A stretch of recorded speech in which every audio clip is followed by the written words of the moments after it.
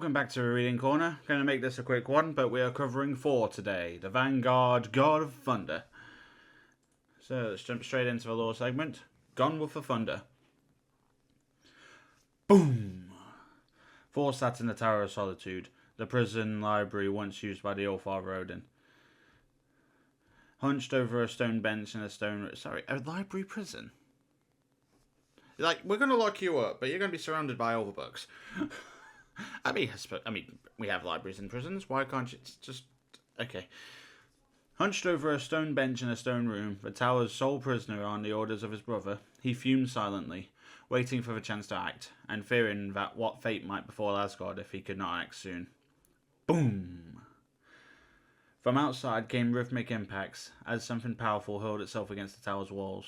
Thor could only wait. Loki had outwitted him, duping him into entering the tower and imprisoning him there. As one might expect of a clever usurper such as Loki, the room was enchanted to stifle any sound he might utter. Okay, so it's not an actual prison cell. It's more like, here, go into his room, and then he locked the door behind him. Boom! Dust and mortar drifted from one wall of Thor's cell. He stood. It was almost time. Loki might have betrayed him and made his devious play for the throne of Asgard, but even Loki could not think of everything. Boom! It had not occurred to him, for example, that Thor could call Mjolnir without making a sound. Boom! Mjolnir exploded through the wall of the Tower of Solitude and met Thor's extended hand. He gave a shout, relieved to hear the sound of his voice again. Brother! With its walls shattered, the Tower of Solitude no longer held its enchantments. More quietly than his initial challenge, Thor added, "You have a surprise in store." He flew through the hole, over the city of Asgard and towards the palace. Yggdrasil's roots arched far overhead. Loki had crews at hard labour tapping the world tree's sap, which was rich in crinovium. Thor had no doubt that Loki would cut a deal with the dwarves or anyone else that could use the rich sap to create magical weapons or instruments.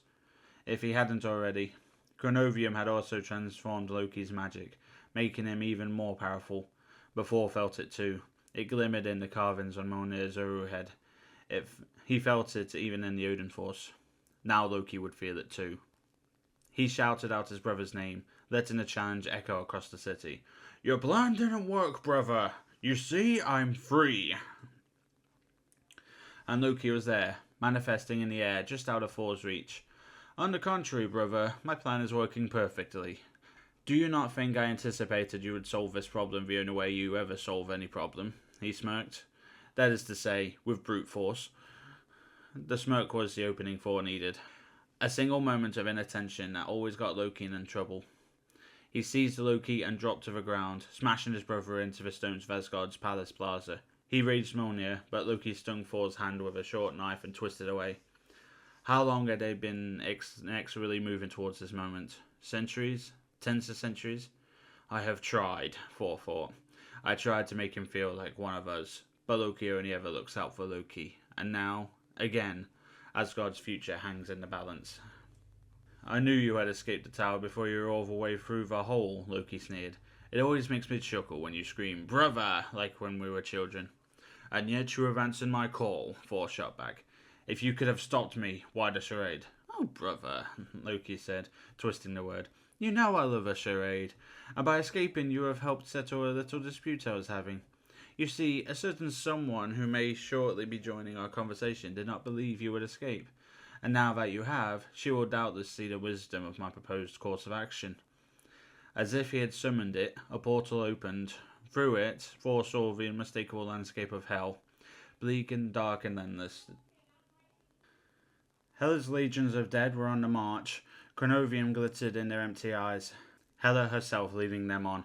Space bent around her, and in the next instant she had stepped through the portal. "Loki," she said, "I see you let your brother escape." "He is more resourceful than he seems," Loki said, keeping a wary eye on Thor. Or you were overconfident," Hela countered. "Hardly," Loki snapped. "I have anticipated everything thus far. Of course he would break down the tower's walls and come and find me.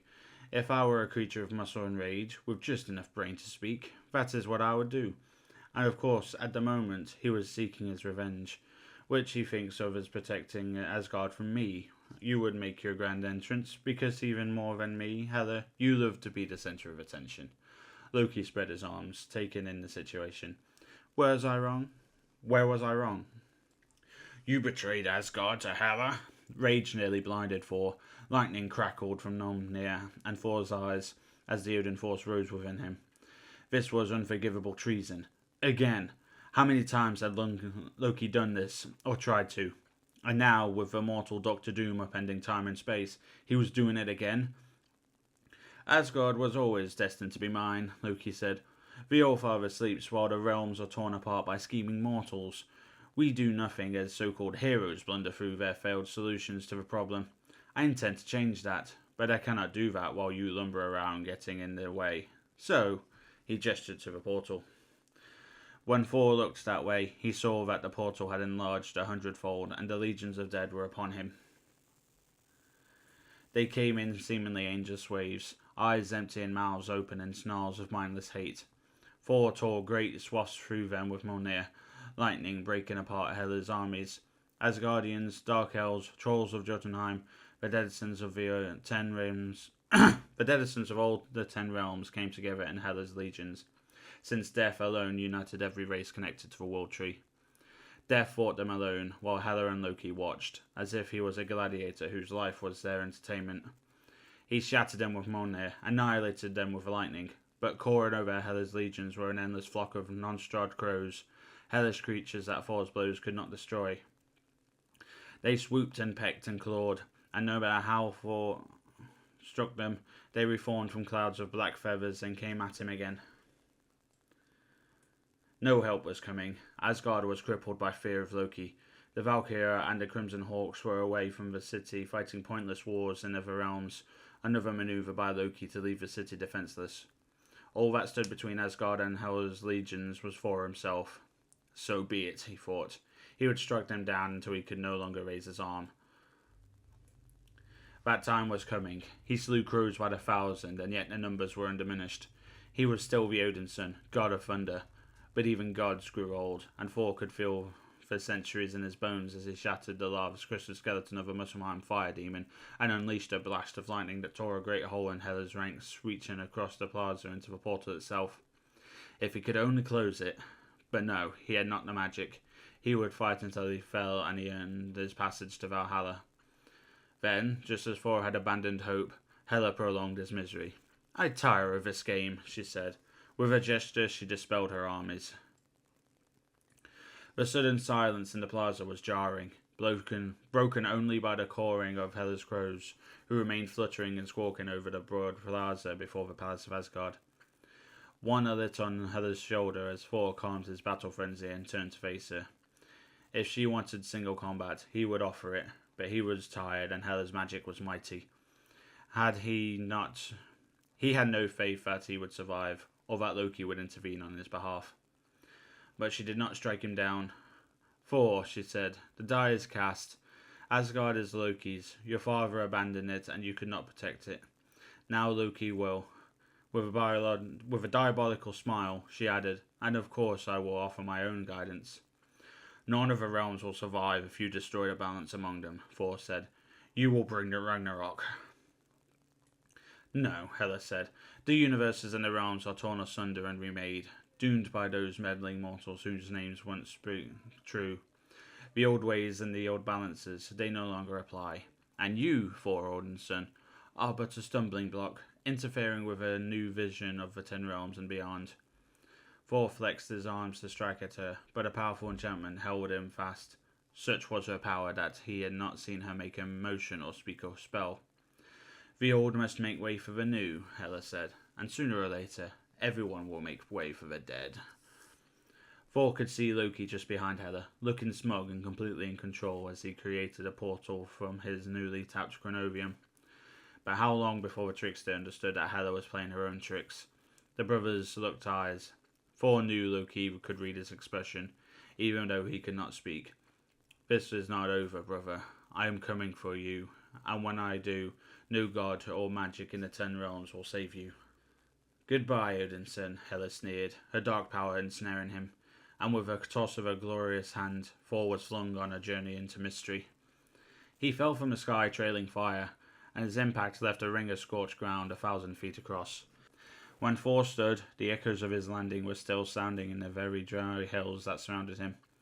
He was in a desert, with those hills receding in all directions, under a sky that glowed an infernal red. He had never seen this place before.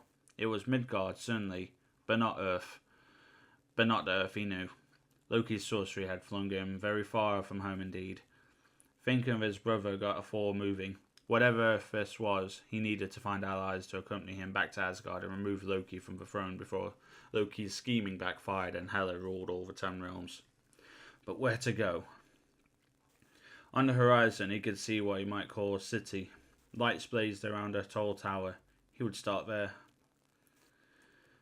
Then he saw something rise up into the sky from near the tower.